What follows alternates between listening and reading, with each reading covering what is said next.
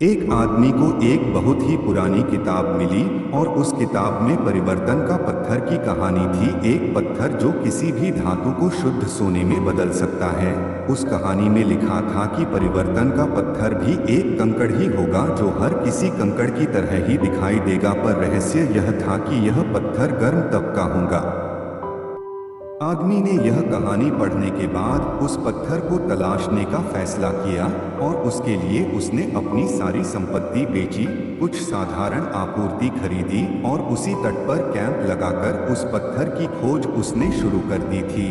आदमी ने प्लान किया कि वह प्रत्येक कंकड़ को महसूस करने के बाद ही उस पत्थर को समुद्र में फेंक देगा ताकि वह उस कंकड़ को फिर से उठा ना पाए। वह आदमी हर बार कंकड़ उठता उसे महसूस कर पता करता कि वह ठंडा है या गर्म, उसके बाद ही वह उस कंकड़ को समुद्र में फेंक देता।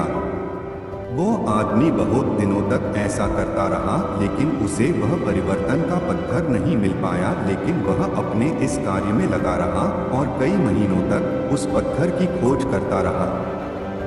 एक दिन वह पत्थर लेता है और वह गर्म था। आदमी ने उस पत्थर को महसूस करने से पहले ही समुद्र में फेंक देता और वही पत्थर परिवर्तन का पत्थर होता है।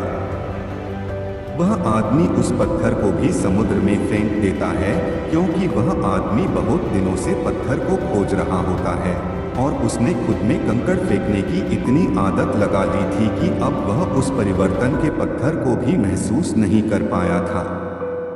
सीख, यह कहानी सिखाती है कि दिखाई देने वाली संभावना के लिए हमेशा सतर्क रहना चाहिए।